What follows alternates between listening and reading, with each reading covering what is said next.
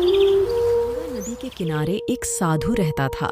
वे न केवल विद्वान थे, उनके पास जादुई शक्तियां थीं।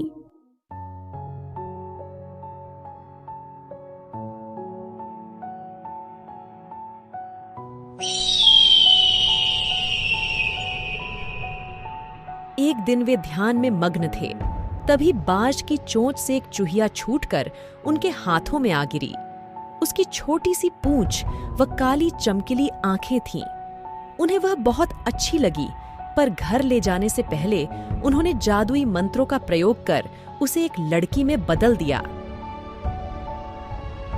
वे उस लड़की को घर ले जाकर पत्नी से बोले, तुम हमेशा से संतान चाहती थी ना, तो लो, आज से यही हमारी पुत्री है। इसे पूरी देखभाल व स्नेह से पालो। साधु की पत्नी भी अपनी पुत्री को देख प्रसन्न हो उठी। वह उसे राजकुमारी की तरह पालने लगी। साल बीतते गए, नन्ही लड़की एक सुंदर युवती बन गई। जब वह 18 वर्ष की हुई तो साधु व उसकी पत्नी उसके लिए वर तलाशने लगे। मेरी बिटिया का विवाह ऐसे व्यक्ति से होना चाहिए जो सबसे बड़ा हो। मेरे हिसाब से सूर्य ठीक रहे। हामी भरी। उन्होंने जादुई मंत्रों के प्रयोग से सूर्य को नीचे बुला लिया। उन्होंने उसे अपनी पुत्री से विवाह करने को कहा, पर पुत्री ने पहले ही न कर दी। वह बोली, पिताजी, यह तो बहुत गर्म है। मैं उससे विवाह करूंगी जो इससे भी बेहतर हो। साधु निराश हो गए। उन्होंने सूर्य से कहा कि वे ही कोई वर सुझाएं। बादलों के देवता से बड़ा कौन होगा? उनमें तो मेरी किरणों को भी रोकने की साधु ने बादलों को नीचे बुलाया व अपनी पुत्री से विवाह करने को कहा।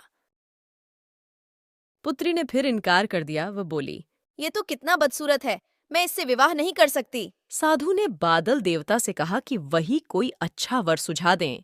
वे बोले, पवन देवता ठीक रहेंगे, वे तो मुझे भी अपने फूंक से उड़ा देंगे। इनकार कर दिया। वह बोली, मैं इससे शादी नहीं करूंगी।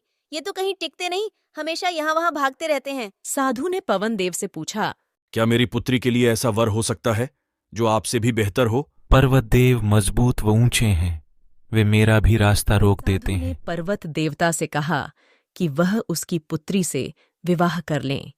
पुत्री ने फिर से मना कर दिया। वह बोली, ये तो बहुत लंबे, सख्त व कठोर हैं। मैं इनसे विवाह नहीं कर सकती। इनसे भी कोई बेहतर चाहिए। पर्वत देवता ने चूहे का नाम सुझाया। वे बोले, माना मैं काफी सख्त, मजबूत व ऊंचा हूँ, पर चूहे मुझमें भी आसानी से बिल बना सकते चूहे हैं। को बुलाया। उसे देखते ही उसकी पुत्री खुशी से उछल पड़ी। हाँ पिताजी, यही तो है वह, मैं जिससे शादी करना चाहती थी। साधु ने सोचा, इसे ही किस्मत कहते हैं। यह एक चूहिया थी और एक चूहे से विवाह करना ही इसके भाग्य में लिखा है। उन्होंने जादुई मंत्रों के प्रभाव से पुत्री को फिर से चूहिया बना दिया। चूहा व चूहिया विवाह करके खुशी खुशी रहने लगे।